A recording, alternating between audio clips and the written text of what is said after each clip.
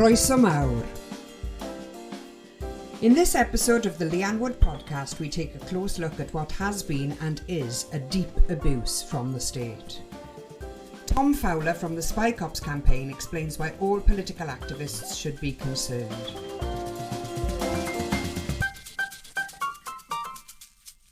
Tom Fowler has been campaigning for years against spy cops. He got involved after he encountered and got to know an undercover police officer who'd infiltrated anarchist and animal rights groups in Cardiff in the early 2000s.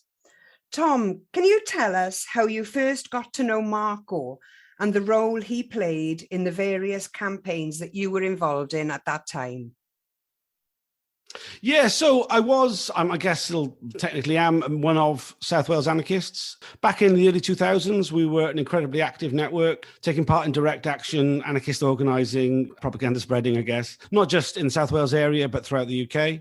During that time, we now know that those kind of movements were heavily infiltrated by undercover police officers. It turns out I knew several of them. Principally amongst those was someone I bumped into at first at an Earth First Summer Gathering, which was an annual event of environmental direct action groups.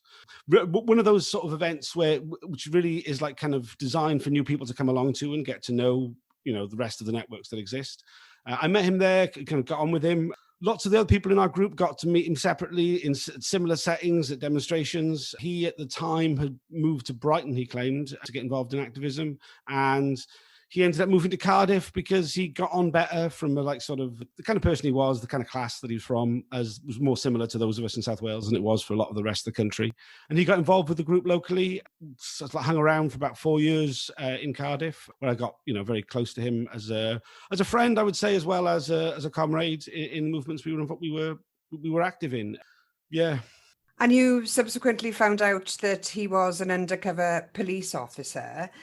Yeah, so I mean, back in sort of 2010, I think it was, a former undercover police officer called Peter Black, his cover name was Peter Black, went public. He gave an interview to The Observer where he discussed what his undercover deployment was about, the kind of groups that he was targeting. At this point, Marco had not long left. He'd been gone for about 6 months, maybe a bit more. He claimed he'd moved to Corfu, which he claimed to have previously lived before earlier in life. He came, he started sending postcards back at first, but they sort of dried up. Reading this interview, it was very clear that those kind of the tactics that was being used, the withdrawal method particularly, just fitted. As a group, we got quite sort of we really started to think that this was really believable, that he had been an undercover officer.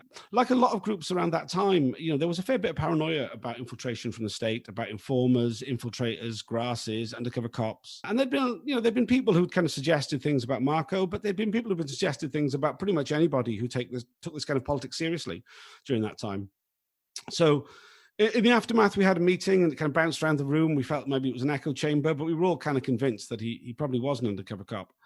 A few months later, Mark Kennedy, who was using the cover name Mark Stone, who I'd known for many years, who was active in Nottingham in similar sorts of groups, was unmasked while still deployed. This led to a chain of events where a number of officers, numbers of groups around the country who had suspicions about people were able to get in touch with a Guardian journalist who had a way of confirming that. They basically went to police and said, look, we've got another undercover officer. We're going to put his photograph on the front cover of the Guardian tomorrow. Will you give us a statement? They went, don't put him on the front cover. Give us 3 days to withdraw him from his new deployment before you do that, which is how we got confirmation.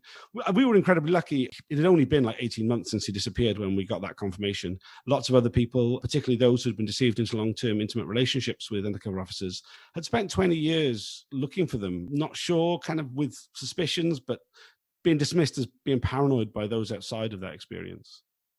I guess that kind of thing really messes with your head. Yeah, there's definitely a psychological effect that it has on you. It certainly makes you second guess a lot of your personal relationships, as well as question if it's really worth getting involved in activism, if this is the kind of pushback you're going to get. Also, one thing which really sort of resonated with me is having had this experience and kind of discovering it, if I was to continue doing the same sort of direct action and political activism that I've been involved in, what was the next thing the police were going to throw at me? Yeah, it was quite intimidating, and it makes you feel kind of stupid for being taken in by it, but also, just scared, really. And questioning everything and not being able to trust anyone anymore. Yeah, well, I mean, certainly a great deal of that. I mean, given my sort of background, I'm quite lucky. I've got plenty of hinterland to retreat into. I think it was particularly difficult for those of us who have got involved in political activism, maybe at like a formative point in their development in life, and have filled all their friendship networks from people they've met through politics. For those people, I think I'm quite lucky. I live like kind of a few hundred meters from where I was born. I'm part of a community. I know my neighbor. I've got people who I do trust. I think for a lot of people who maybe don't have that, it was a lot more debilitating.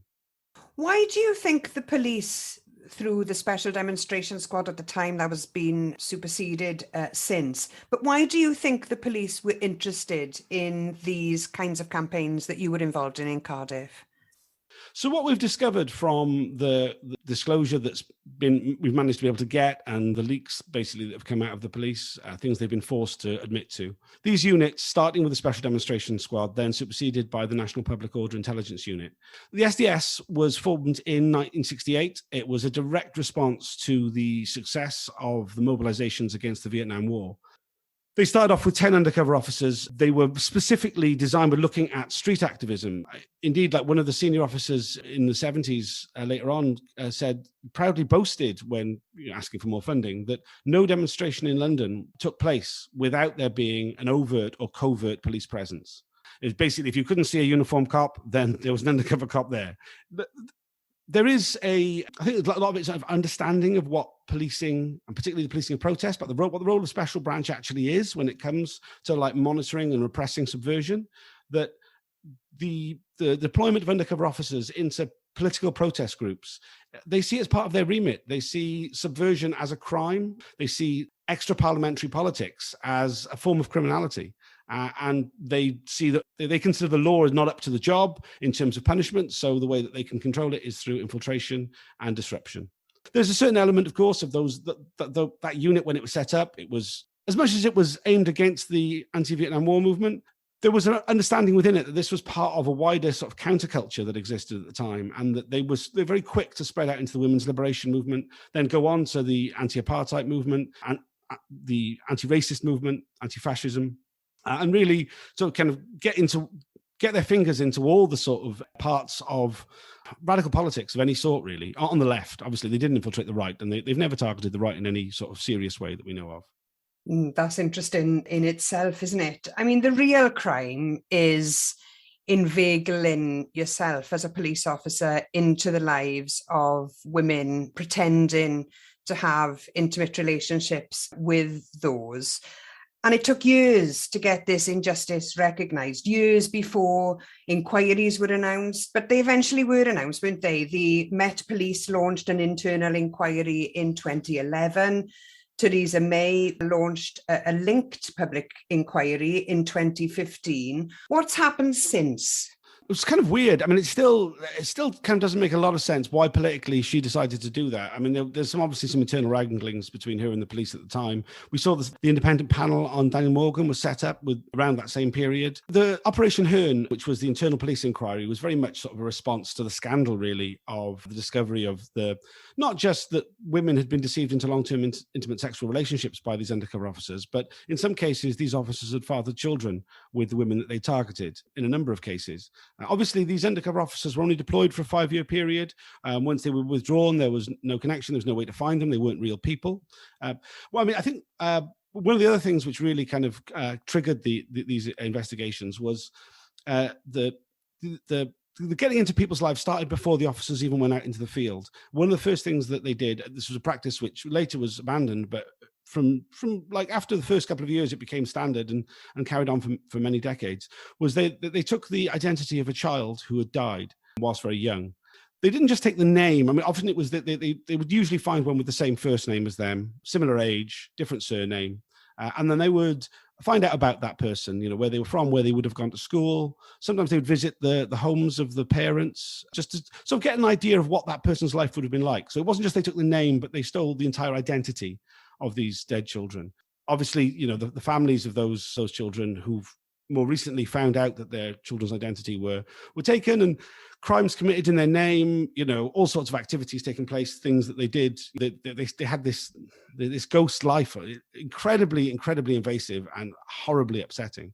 We have heard from a number of undercover officers who did this practice at the undercover policing inquiry. The majority of them have shown absolutely no remorse for that activity. One of them expressed a great deal of anger, got quite animated, that he'd be questioned, that it'd be suggested that there was anything wrong with that sort of behaviour, and was annoyed with the families for making a fuss in the newspapers about it. And it was certainly for many years very much a boys' club, which we've heard kind of, were bragging about the sexual exploits that they would take part in whilst out in the field. Certainly other officers and officers outside, even though these were secret units, it appeared to be common knowledge within all of Special Branch about the kind of things that these officers were getting up to. Certainly, there was very senior undercover officers who went on to be sort of the head of the unit, people like Bob Lambert, who fathered children whilst deployed undercover. They were seen as exemplar officers who went on to have very successful careers in the police. One of the things we really found is a lot of these former undercover officers went to be very successful police officers, assistant chief constables, head of the National Crime Intelligence Service, then go on to be like academics, writing things like Prevent, that was partially written by a number of undercover police officers, really kind of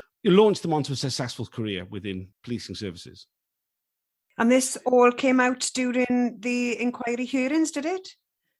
Yeah, so the majority of this has come in a drip process through the inquiry. I mean, the majority of things that we found at the beginning were done entirely by activists. Often it was kind of putting sort of piecing bits of information together. So Andy Coles, an undercover officer using the cover name Andy Davey, who infiltrated animal rights groups in London during the 80s and 90s.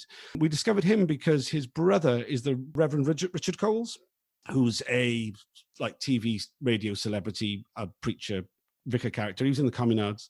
Anyway, he wrote an autobiography where he talks about his brother being an undercover police officer. So we just kind of looked up, tried to find pictures of his brother, tried to put together with people that had a concern about, discovered, that Andy Davey, who had been involved in animal rights groups in London, was in fact that same person. I mean, he was, at the time when he was discovered, he was Deputy Police and Crime Commissioner. He's still a Tory councillor in Peterborough. He's been successfully re-elected. While he was deployed, he deceived a 19-year-old woman into a long-term sexual relationship, her first serious relationship. He claimed to be in his early 20s at the time. He was in his early 30s. He's the governor of a school and kind of champions the safeguarding of children and stuff, where, So if this has all come out in the inquiry, what are the consequences? No, none whatsoever for him, no, or any of the individual officers. I mean, beyond a bit of public embarrassment, we've heard of some of the officers who are still serving when the Operation Hearn, that's the internal police inquiry, was ongoing. A number of them have had some sort of disciplinary procedure internal within the police. It doesn't appear to have affected them that much. Possibly they kind of lost out on some level of promotion or something. Certainly no one's been stripped of their pension or anything like that. There's Vince Miller, Vincent Harvey was his real name. He got his anonymity stripped. I mean, the vast majority of these have anonymity guaranteed by the inquiry for no particular reason, just their personal embarrassment. The chair of the inquiry, Sir John Mitting, believes that if any of these officers are still married now to the same women that they were married to when they were deployed, because all these officers had to be married with children in order to be able to go out into the field. And early on, they'd deployed some people who weren't married, and it had been a bit messy. They found it more difficult to ground them or kind of have that influence over them that the senior management wanted to have. So they made sure that all officers were married with children before they were put out into the field. So there have been few consequences for the actual officers. What about the managers, the people making the decision? Where is the inquiry now? So at the moment, we're still on first tranche. There are 6 tranches to this inquiry. Well, there are 3 phases, the 3 phases are broken up into multiple tranches. We're currently on the first tranche of the second phase. Obviously, as you said, that it was launched in 2015. It was meant to report by now. It's not going to report for many years. We've only got as far. We're about to hear from the managers from the initial phase of the SDS, which is 1968 to 1982. It was meant to be in November this year. It's going to be in the beginning half of next year. Then after that will complete the first phase of that tranche. There's multiple phases after that before we get to sort of more recent things that I was when I was being infiltrated, likely to come in a few years' time. So yes, we haven't heard from any of the backroom staff yet, the senior management. We're never going to hear from the senior politicians who were briefed with this information on a regular basis. We should hopefully find out more in the next phase in terms of undercover deployments in the 80s and 90s. Obviously, what we've heard so far, it's been quite difficult. All the records are handwritten, kind of no carbon required paper, which badly photocopied. I mean, if my eyesight wasn't bad enough, trying to read these bloody documents has made it much worse. But yeah, so I mean, we have like we're getting a lot of understanding, but they're certainly not getting any kind of, they're not being reprimanded anyway. Like Vincent Harvey getting his anonymity withdrawn was the only sort of thing that's kind of gone wrong for any of them. I mean, it turned out he was head of the National Criminal Investigation Service, which is like one of the pretty senior role. He set up the Drug Enforcement Agency in Scotland, had quite a glittering career. You know, there's lots of photos of him on the internet whilst he did all these other roles. I mean, I saw him give evidence. You can't, unless you're a core participant, it's quite difficult to actually see the evidence taking place. The video is not kept afterwards. He had full anonymity, but once we knew his real surname, we know loads about him because he had a public profile. So many of these former undercover officers have a huge public profile. None of them seem to have had any negative effects at all. What can we learn from all of this, Tom? I mean, I know the inquiries are still ongoing and there's probably a lot more information that is going to come out at some point. But political campaigners need to have a better understanding of what can happen here. How can we be confident that this is not still going on? How do we know today's environmental groups, for example, are not being spied upon? Are there ways of spotting the signs? How can we help also to campaign for justice for those women who've effectively been raped by the state through this? I mean, I think the first thing I'd say is that there's nothing to suggest this has stopped happening. Though the Special Demonstration Squad was wound up over a decade ago, it was superseded by the National Public Order Intelligence Unit, which in turn was wound up when the Mark Kennedy scandal broke, but it was basically absorbed into Counterterrorism Command.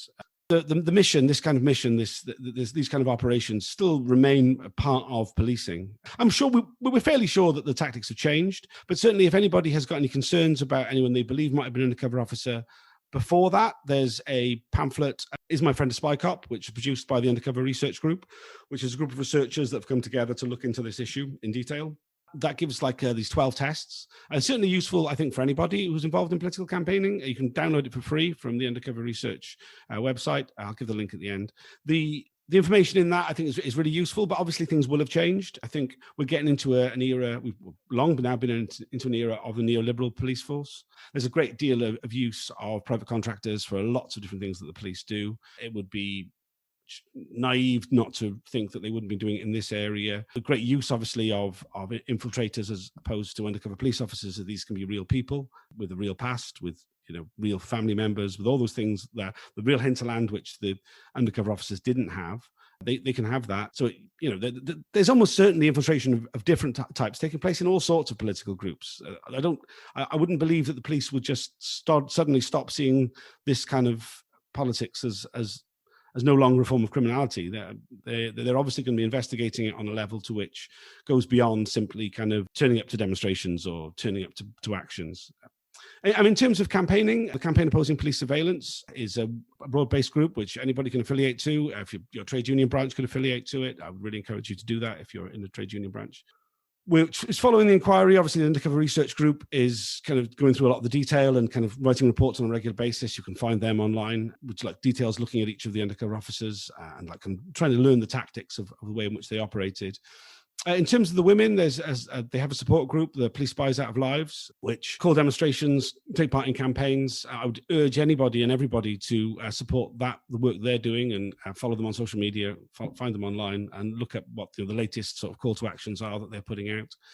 I think the most key thing is, beyond any sort of campaigning against undercover policing, the best way to defeat undercover policing is by taking part in political activity, as not being stopped from the kind of political action that you're moved to take part in. During all the time periods that I've experienced and that I've looked at from the other periods of time when undercover officers were infiltrated into groups, there was a great deal that they stopped happening, but there was a huge amount, a much greater amount, they failed to stop. There was huge victories that our movements have been able to get, and that that the undercover police were right in the middle of. They were trying desperately to stop, but they were incapable of doing so. And I think that the key is to keep organising and not be intimidated out of politics by these facts. I think, if you're going to take this seriously, then the police are going to take you seriously, and they consider dissent as a crime. So you're going to run into these kind of problems, and you've just got to accept it as part of the game to a certain extent. That's how they see it. One of the tactics that I've heard that the police have used within these campaigning groups is to split people, to be divisive, to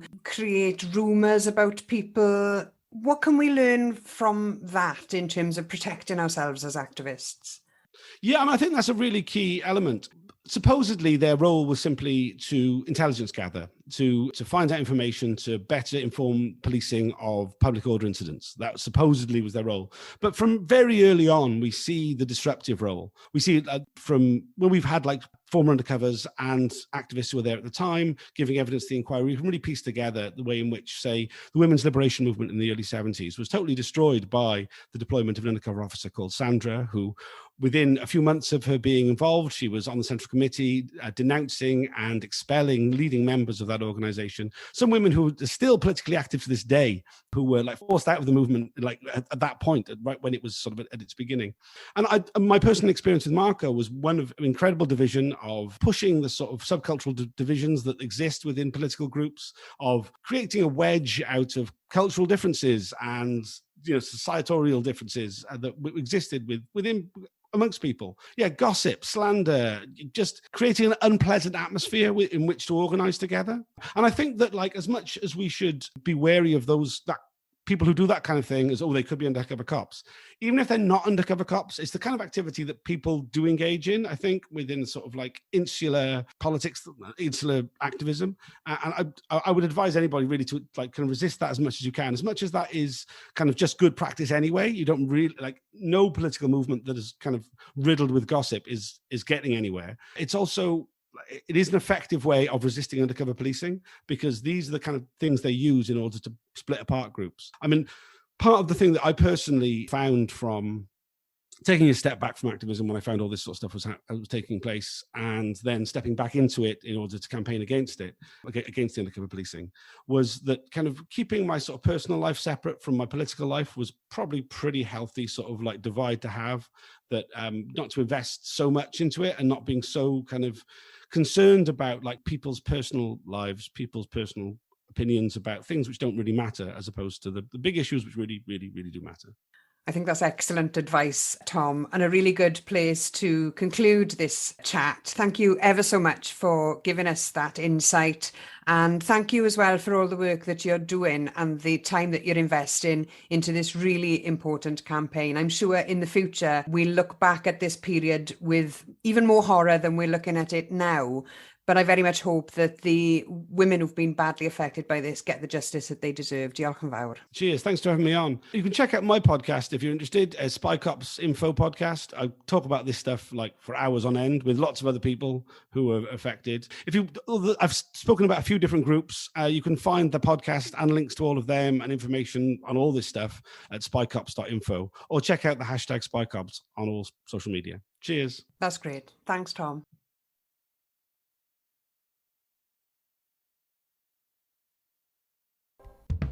I'd like to say diolch to those who have helped me with this project. Diolch to the team at Audacity, the open source audio editing software used to make this podcast. Diolch to Nick James for the artwork. Diolch to Llewyn Steffan, the creator of the music. And finally, diolch to all the podcast supporting subscribers. I'm grateful to all of you. I'm looking for support to continue to make these podcasts. You can become a supporting subscriber by checking out my Patreon page. You have been listening to the Leanne Wood Podcast.